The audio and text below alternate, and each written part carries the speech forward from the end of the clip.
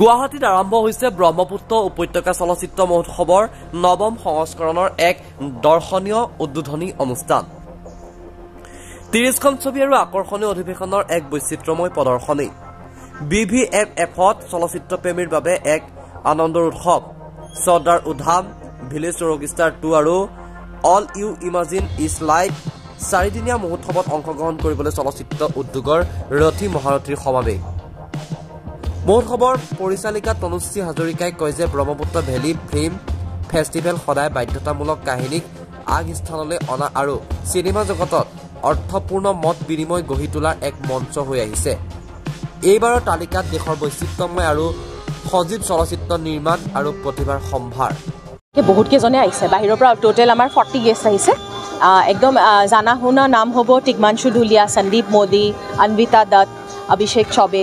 তেওঁলোকে বহুত ভাল চিনেমা কৰিছে, নেশ্যনেলি ৰেনাউণ্ড। তেখেতে আহি ইয়াতে মাষ্টাৰ ক্লাছ আৰু ডিছকাশ্যনছ কৰিব। এইটো আমাৰ কাৰণে খুব ভাল, কাৰণ আমাৰ অসমখন হ'ল গোটেই ভাৰতবৰ্ষৰ ভিতৰত এনেকুৱা এখন ৰাজ্য যিখন ৰাজ্যত সকলোতকৈ খুব সোনকালেই চিনেমাৰ প্ৰচেছটো আৰম্ভ কৰিছিলে। 1935 চনতে জ্যোতিপ্ৰসাদ আগৰৱালে জয়মতী আৰম্ভ কৰিছিলে। গতিকে আমাৰ এখন ষ্টেট, তাত এনেকুৱা ধৰণৰ ফেষ্টিভেলছৰ খুব প্ৰয়োজন আছে। আৰু এই ফেষ্টিভেলটোৱে গোটেই ভাৰতবৰ্ষকে নহয় আন্তঃৰাষ্ট্ৰীয় চিনেমাও আহে। গতিকে এনেকুৱা ধৰণৰ যেতিয়া এক্সপ'জাৰ এটা অসমীয়া ল'ৰা ছোৱালীয়ে পায়, অসমৰ ল'ৰা ছোৱালীয়ে পায়, তেতিয়া এইটো আমাৰ কাৰণে খুব জৰুৰী। কাৰণ চিনেমা কালচাৰ অবিহনে এটা জাতিটো টিকি থাকিব নোৱাৰে। আমাৰ জাতি এটা টিকি থাকিবৰ কাৰণে সংস্কৃতি, কলা, নিজৰ ভাষা, চিনেমা, সাহিত্য এইবিলাকতো লাগিবই। গতিকে এনেকুৱা এটা ফেষ্টিভেলে চিনেমাক আগুৱাই লৈ যোৱাত সহায় কৰে আৰু যিখিনি ল'ৰা ছোৱালী চিনেমাৰ প্ৰতি আগ্ৰহী তেওঁলোকক উৎসাহিত কৰে আৰু শিকিবলৈ এটা সুযোগ দিয়ে। কাৰণ সকলোৱে বাহিৰত গৈ গোৱাত গৈ চিনেমা চাব নোৱাৰে বা অন্যান্য ৰাজ্যত গৈ চিনেমা চাব নোৱাৰে, কিন্তু তেওঁলোকে ইয়াত গুৱাহাটীতে আহি ভাল চিনেমা চোৱাৰ সুযোগ পায়। সেইকাৰণে এনেকুৱা ধৰণৰ ফেষ্টিভেলৰ খুব প্ৰয়োজন আছে আৰু ব্ৰহ্মপুত্ৰ ভেলী ফেষ্টিভেলে সেই প্ৰয়োজনটো সদায় পূৰাই আহিছে।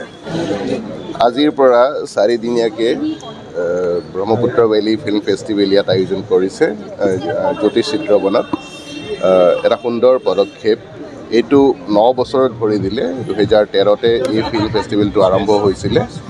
আমাৰ অসম তথা উত্তৰ পূৰ্বাঞ্চলৰ যিখিনি টেলেণ্ট আছে সেই টেলেণ্টখিনিক মটিভেট কৰাৰ উদ্দেশ্যে আৰু ইয়াত আমাৰ নৰ্থ ইষ্টত যিমান মানে প্ৰাকৃতিক সৌন্দৰ্য আছে, সৃষ্টিক আমি এনেকুৱা ধৰণৰ কামত লগাবৰ কাৰণে আৰু আমাৰ এই অঞ্চলটোক প্ৰমোট কৰিবৰ কাৰণে, যদিও চালুকীয়া অৱস্থাত আৰম্ভ হৈছিলে গোটেই ফিল্ম ফেষ্টিভেলটো, এতিয়া এটা বৃহৎ আকাৰ লৈছে। দেশৰ আৰু বিদেশৰ বহুতো চলচ্চিত্ৰৰ লগত জড়িত নামী দামী ব্যক্তি তেখেতসকলে চলচ্চিত্ৰৰ এই উৎসৱটোত আগতে অংশগ্ৰহণ কৰিছে। এইবাৰো বহুকেইজন এনেকুৱা স্বনামধন্য ব্যক্তি ইয়াত অংশগ্ৰহণ কৰাৰ কথা আছে। আমি আশা ৰাখিছোঁ যাতে আমাৰ অসমৰ তথা উত্তৰ পূৰ্বাঞ্চলৰ উঠি অহা যিসকল এই উদ্যোগটোৰ লগত জড়িত টেলেণ্টেড ব্যক্তি, তেখেতসকলে এটা স্ক'প পাব ইয়াৰ যোগেদি।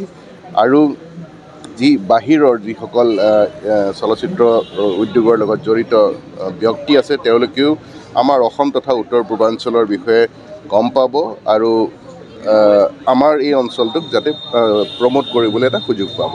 মই এই উৎসৱৰ উদ্যোক্তাসকলক শুভেচ্ছা জনাইছোঁ, তেওঁলোকে যাতে আৰু ওপৰলৈ যায়।